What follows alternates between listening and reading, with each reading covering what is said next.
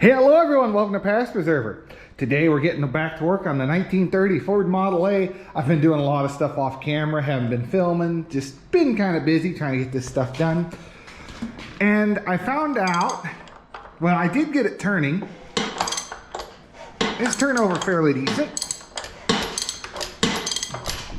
Not bad, not bad. Now we kept hitting a hard spot where the engine kept locking up at. Everything seems to be moving good.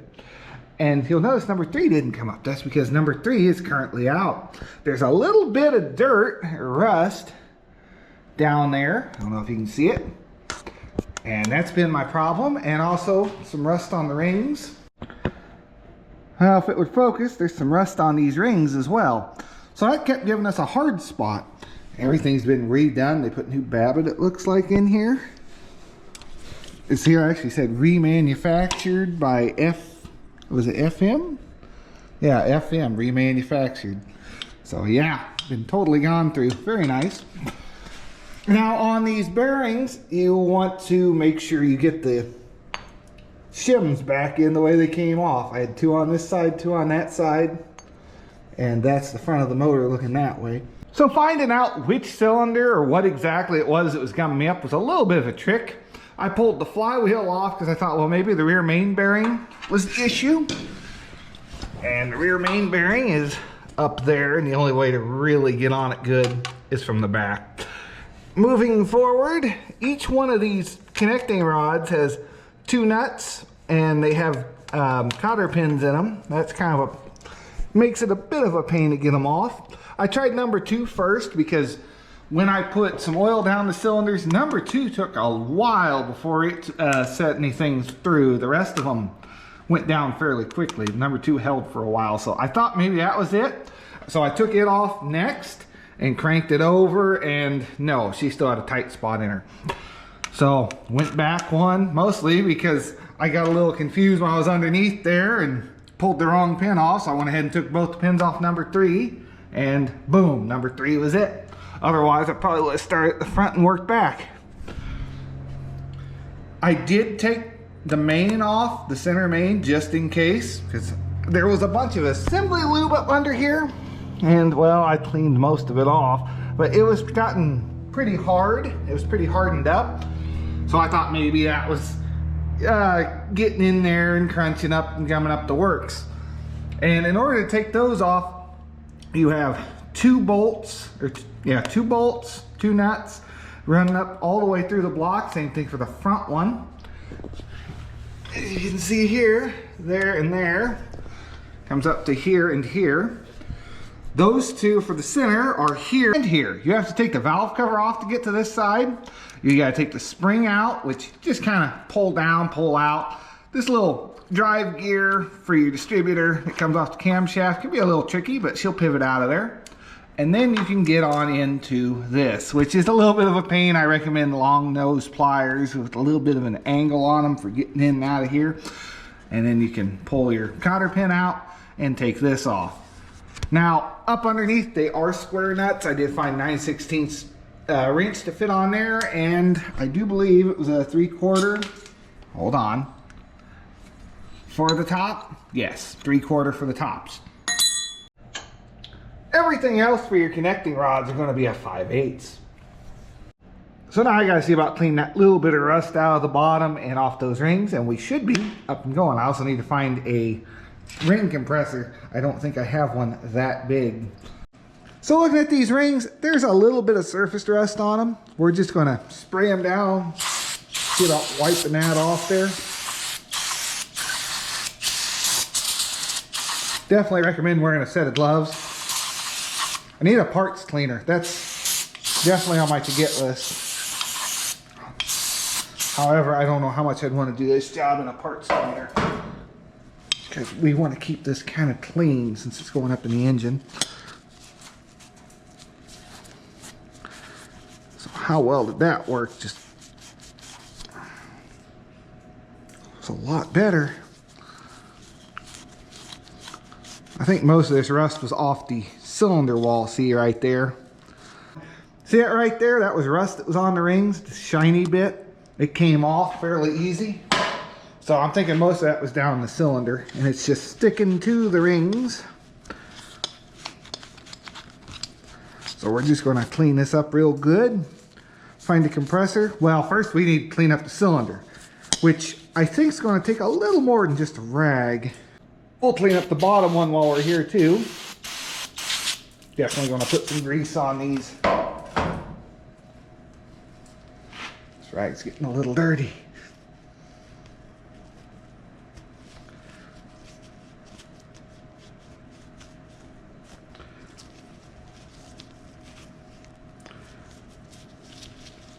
This Babbitt thing's a whole process. Have new Babbitt put in it.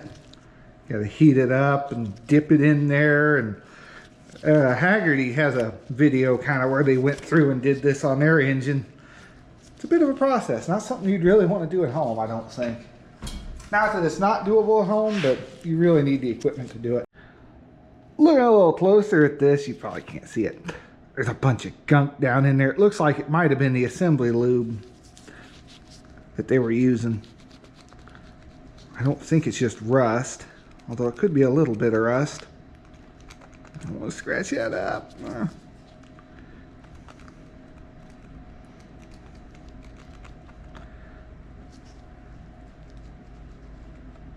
All right, we're just going to call that good, I think.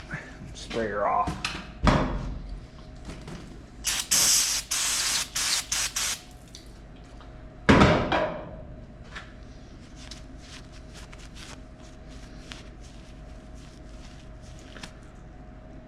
Yeah, it looks a lot better, shiny.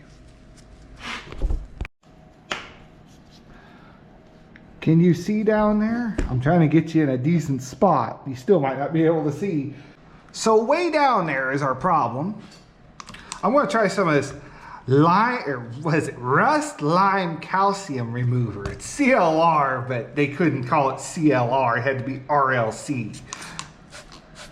Spray some of that on there and let it sit and soak and see how it does breaking that rust up a bit. We're going to spray it down with some brake clean, so don't worry. I'm not going to leave a bunch of residue on there. I'm just curious as to how well that's going to work. So I don't know how well you can actually see down there. There's not much of a zoom feature on the GoPro. I mean, there is, but it's not much. Way down here is where our rust problem is. And it's just enough to be an issue with it turning easy. So I'm going to take this rag and just see if a rag will take it off. I might have to get at this from underneath. Oh yeah, quality content right here. You don't stare at a rag.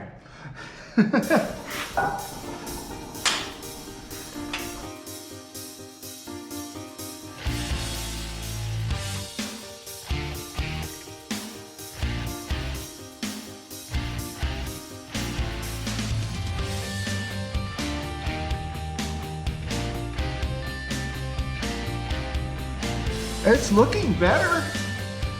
Let's see if I can get on that corner I keep missing.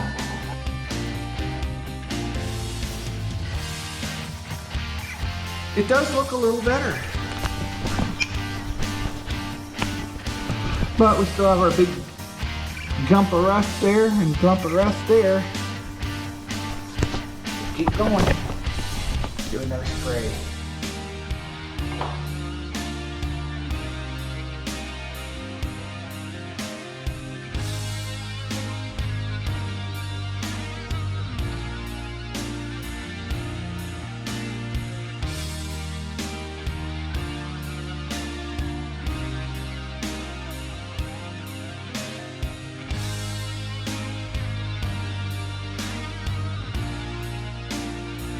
Okay, so I'm going to hit this and we're going to like wet sand it.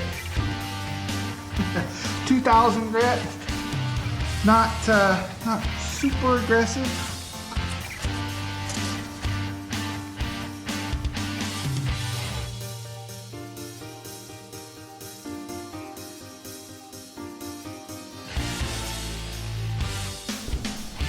Take a look down in there. That looks nice and clean. 2000 grit, I don't think we took much off. It almost came off with just a rag and some of this RLC. I'm gonna wipe everything down really good because I did use sandpaper on it and I don't want any residue of that before we go putting this thing back together. I can't see what I'm doing.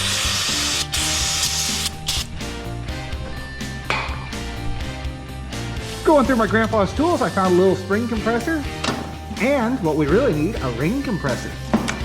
This here is an AMCO USA. That's kind of cool because if you can read that, AMCO Precision Brake Service. I found this on the back of this here. I guess it would have been for a brake lathe. Maybe they had it mounted on top of this table at one time, but all painted over. Pretty cool. Just thought that was neat. So this has a lot of adjustment in it. If you can see, the overlap there goes from like here to there, so it'll do a pretty big piston, which is perfect because this is bigger than where it's set at. I just need to lube this up and we'll see about getting it loose. I don't know, it might move. Yeah, this thing definitely needs a little cleaning up considering it's got to be loose enough, considering it's got to slide good enough to get that ring past it.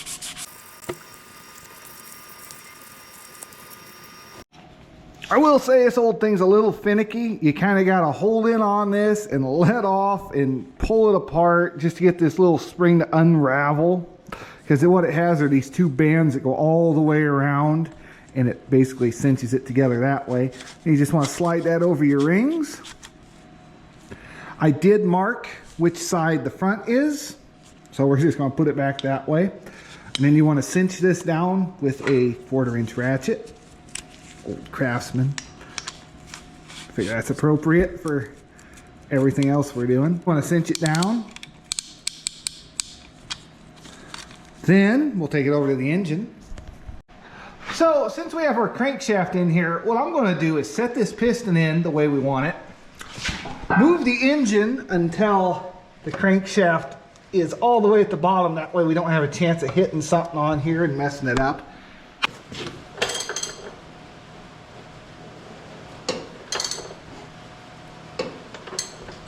Okay, now we're safe to do this. Easy way to tell if your center two are down on a 4-cylinder is are the top two up. Although this may vary by engine, that's generally how it should work. So find our mark, put it that way, pop our ring compressor around here, go ahead and tighten it up.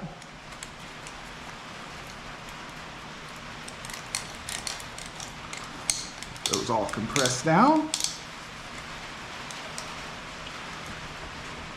Then we should be able to take our block of wood and just kind of hammer this in place.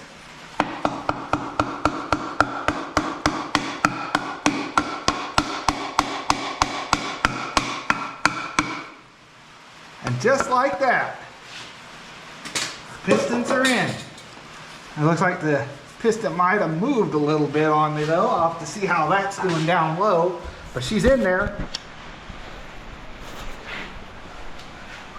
Should be able to twist it, get it where we need it. Yeah, she moved just a hair. So all I had to do is get a screwdriver on here and kind of give her a little twist. It's easier to do when you're off camera, isn't it? And that looks pretty straight on. We'll be careful and knock this cylinder down into place. Use the back of the screwdriver to do this with. Maybe you can see what I'm doing. Just gonna tap this down with the back of the hammer, with a handle of the screwdriver here.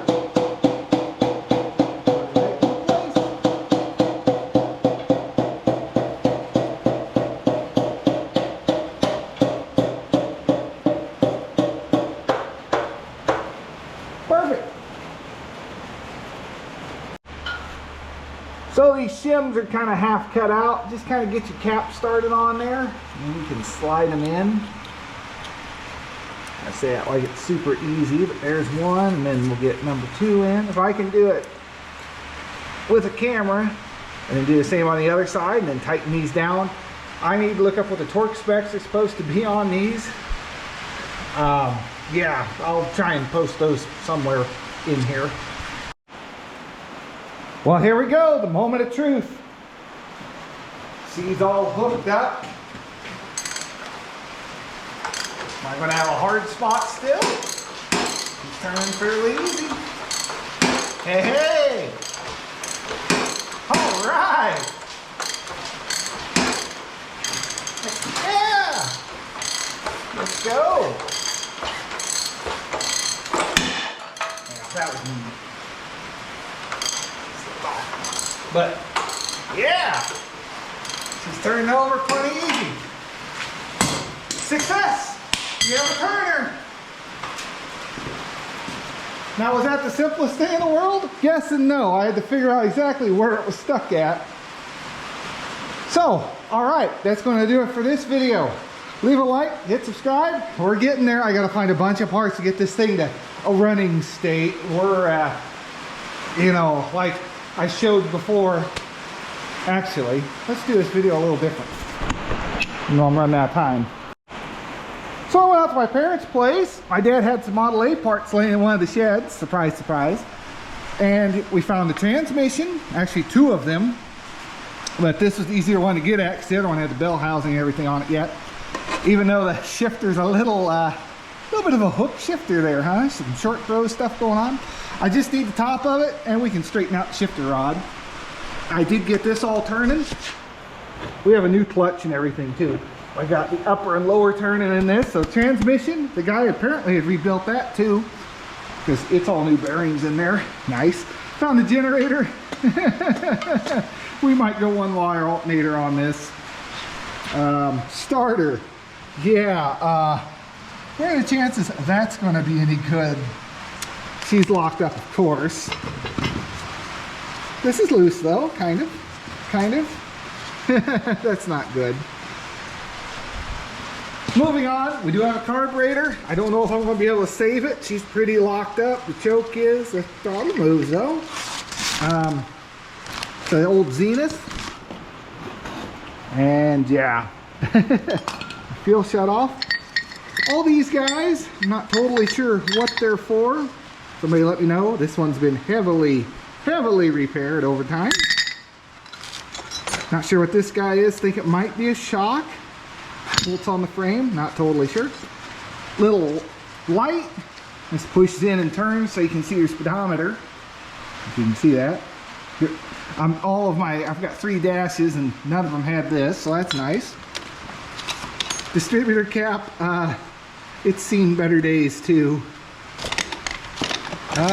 Door handle, muffler clamp, a crossover, might be for the brakes as big as it is, but she snapped off. Oh, there's the other part for that distributor. Yeah, we'll look at the distributor I have in a minute too. I think this is for a hood latch maybe. It's got a spring to it. Little holder for the alternator or generator, I do believe. The front crank pulley. She's just a little broken. For the cost, I think it was like 20-30 bucks. I found some online. I think I'm just going to buy another one instead of trying to fix that. The bottom water jacket housing goes down to the radiator. Nice. So definitely found water pump pulley. Found a few things. Got a lot to find yet. I think I just need a new steering column. This one, everything seems to be very locked up on. And the distributor, I've been messing with this and messing with it. I don't think she's coming loose. Also, I believe it's missing a little advanced part. It's supposed to be a linkage that can come up, and I don't see where that ball is for the linkage to go on to. So, yeah. And I'm missing a little drive rod. I'm missing a lot of things. But hey, we've got a turning engine. That's a big plus. So I'm going to keep an eye out for parts. I'm going to see, my dad has a few sources of people that might have some stuff. Because thankfully, a lot of people get redoing A's. And the last A we did, we had a 34 door. And we bought out a couple guys that were kind of done with their stuff. And had enough parts to build probably 2 more cars just laying around. That's why we had all that stuff. But We gave most of that to the next guy when he bought the A because we wanted it out of the shed because that takes up a lot of space. So, yeah. Gonna start in on this hopefully here soon, getting the body all done up because until I get the engine finished out, I'll have to get a gasket set ordered and stuff and, you know, get the main bit buttoned up, and then the rest of it's pretty much bolt on, carburetor, whatnot. We can get it at least ready to run for when I find the parts. But I did get a lot of this painted up. Putting clear coat on, I kind of messed up the dash. I mean, she's got a nice shine to her. I don't know if you can see the gloss I was able to do with a little bit of this Autogen buffer, wherever I put that at.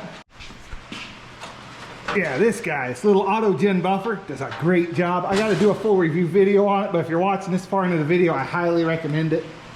They sent it to me to do a review on, and definitely need to do something there. I've just been, haven't really had anything to test it on. So I'm wanting to get this done on the interior. We're going to go ahead and I'm going to get this all cleaned up, take these off. It's just screws holding them in. You're not missing a whole lot. Just all the screws around the outside. And we're going to clean this all down. We're going to hit it with a Rust-Oleum turbo can for primer. They make one for primer, and then we're going to do the same thing with black on the interior. Mostly because, oh, that shut off. Oh, it's about dead.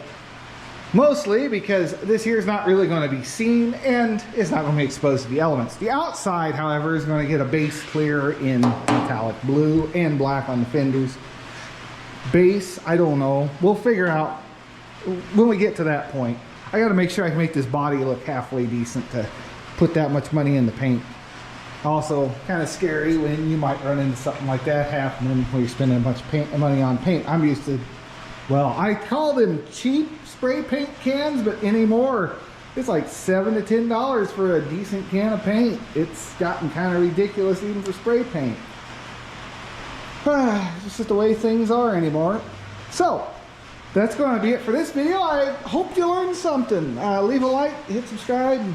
I know I'm no expert. I probably did something wrong, and that's okay. We got to the end, the result in the end I was looking for. So I don't claim to be an expert. I just kind of do this as a piddly job. It's not even a job. It's just a hobby. So I'll see you in the next one. Thanks for watching. Have a great day.